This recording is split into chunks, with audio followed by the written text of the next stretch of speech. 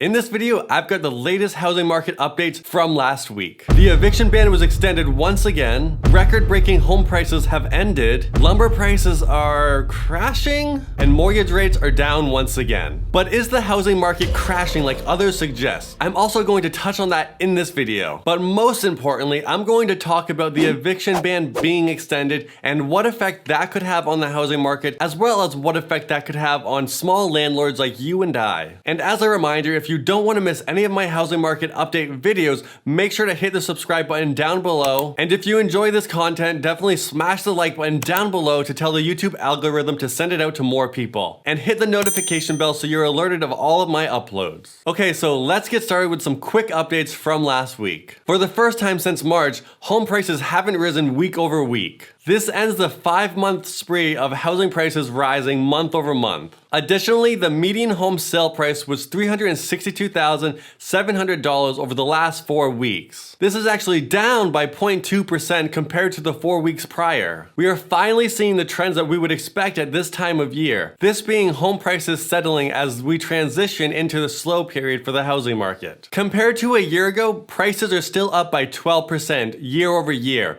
but prices have gone down by 1% since their all-time high in June. We also saw pending home sales increase by 3% year over year. This is their smallest increase since June of 2020, more than a year ago. So overall, we've seen about every aspect of the housing market improve for buyers. Things are cooling off and things are trending in the right direction. And with that said, there are really no indications of any kind of housing market crash coming up anytime soon. We're just seeing the market come back to earth.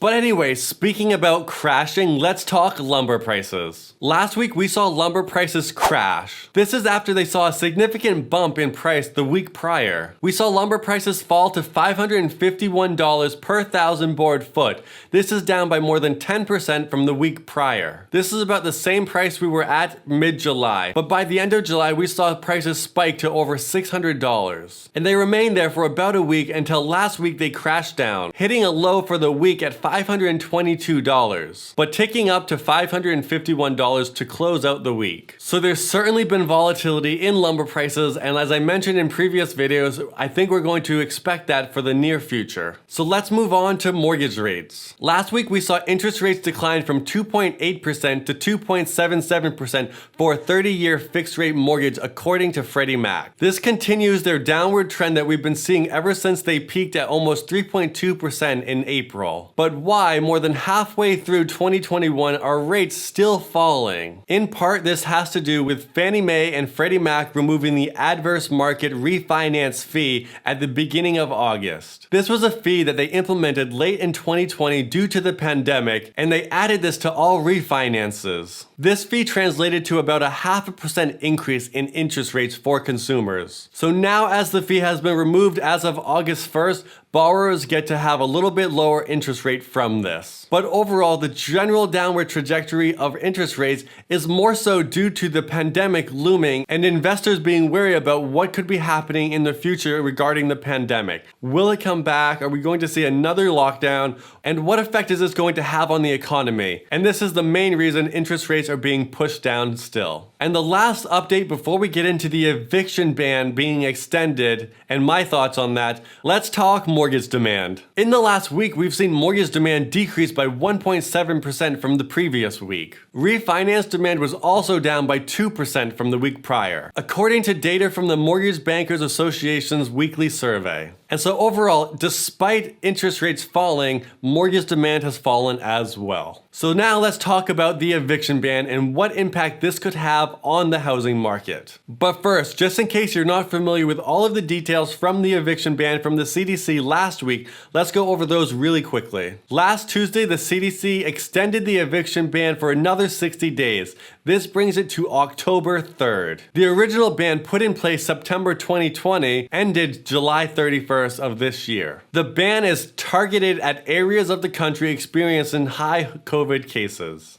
So this is mostly throughout the country. This will protect about 90% of all renters. So that's the brief breakdown of what it is, but now let's talk about some of the implications. We currently have about 11 million tenants in the country behind on rent. Collectively, these 11 million renters owe about $54 billion back in rent. This means that we've got about 11 million tenants that could be evicted if this eviction ban were to expire. And I am absolutely all for all protections that are helping renters in this crisis. There are just some concerns that I have. See, Congress passed $45 billion in aid that was directed to go to this crisis, to help these renters that need help. But where has this money actually gone? We don't know where most of this money is, and as of today, we've only seen about $3 billion of this money going to actual households to help them with rent. There should be enough money out there that Congress already passed that would take care of about 83% of these renters that are behind on rent. See, the biggest problem with this is that Congress passed this money to go to the states so that states could divvy it up on their own. Instead of having a federal program that renters reached out directly to the federal government to get this aid,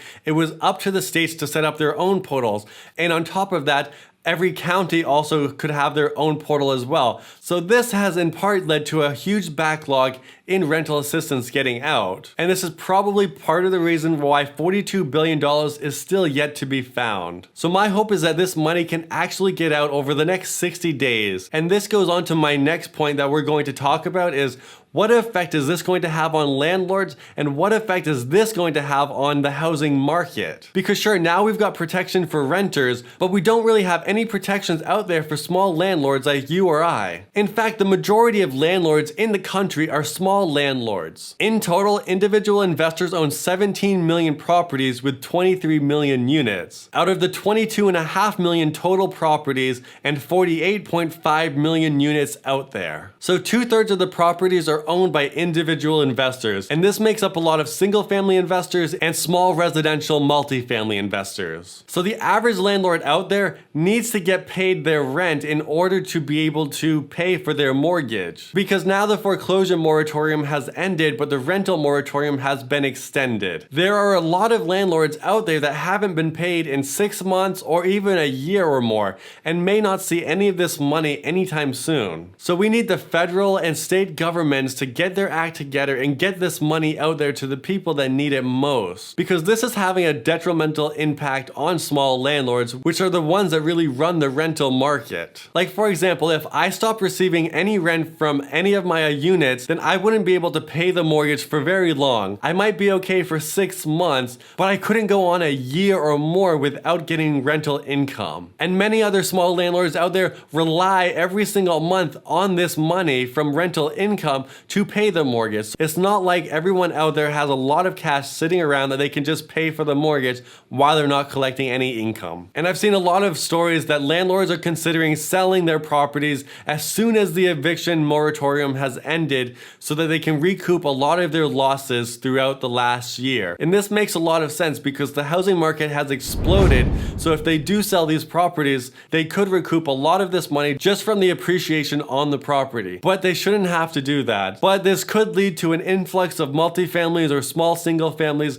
coming to the market as the eviction moratorium does finally end over the next couple of months. So this could lead to a little bit more supply to the market in this sector, but at the end of the day, I don't think we're going to see any major flood of homes come into the market to the point that we'd see any kind of housing market crash. So at the end of the day, I think there will be landlords that have to sell their properties, there will be some that want to sell their properties, and then there will be a majority that will keep their properties and continue renting them out. So at the end of the day, I don't think we're going to see any major housing crash. And I keep seeing comments all over YouTube saying there's going to be a housing crash, there's a housing crash coming up. But as I've been saying all year, there's no real data out there to back any of this up. But as I mentioned, if there is ever data out there that suggests that the housing market could come crashing down soon, I will definitely let you guys know. So definitely check back next Monday for my next week's housing update video. And with that, thank you for watching and see you next time.